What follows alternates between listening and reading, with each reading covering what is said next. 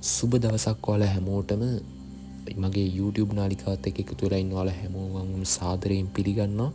මම අද කතා කරන්න යන්නේ ගුරු හේවත් බ්‍රහස්පති ග්‍රහයා. ගුරු ග්‍රහයවත් බ්‍රහස්පති අපි හඳුන්වන්නේ ජ්‍යොතිෂයේදී ග්‍රහලෝක බුද්ධිමතා ලෙසයි. ඉතින් මේ ග්‍රහලෝක බුද්ධිමතා විවාහයට කොහොමද බලපාන්නේ කියලා අපි අද කතා කරමු. ගුරු ග්‍රහයා විවාහයට පිහිටීම විවාහයට තියෙන සුපිරිම ග්‍රහ පිහිටීමක් වෙනවා.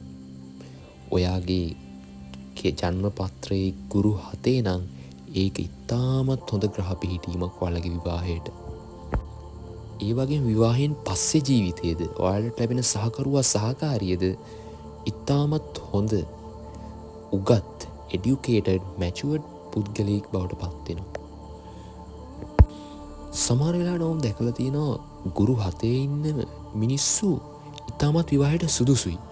විවාහයේ දෝෂ පවා අඩු කරනවා. ගුරු ග්‍රහය බලවත් වෙලා හිටියත් දුර්වල වෙලා හිටියත් 7 වෙනි ස්ථානයට ඉතාමත් සුබඵල ගෙනල්ලා දෙනවා.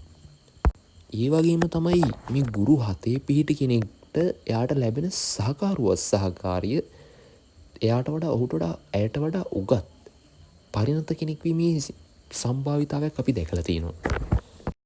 සමහර වෙලාවට මේ ගුරු ග්‍රහයා 7 පිහිටි අය දියුණුවෙන් දියුණුවට පත් වෙන්නේ විවාහය නිසාමයි. ඔවුන්ට ලැබෙන සහකරුවා සහකාරියගේ උපන් වාසනාව නිසාම මේගොල්ලෝ දියුණුවට පත් වෙනවා. අපි දැකලා තියෙනවා සමහර වෙලාවට මුකුත්ම නැති මිනිස්සු පවා මේ ගුරු ග්‍රහයා 7 දී විවාහයෙන් පස්සේ සහකාරියකින් සහකරුවගෙන් ලැබෙන ධනෙ නිසාම ඒගොල්ලෝ දියුණුවෙන් දියුණුවට පත් වෙනවා අපි දැකලා තියෙනවා.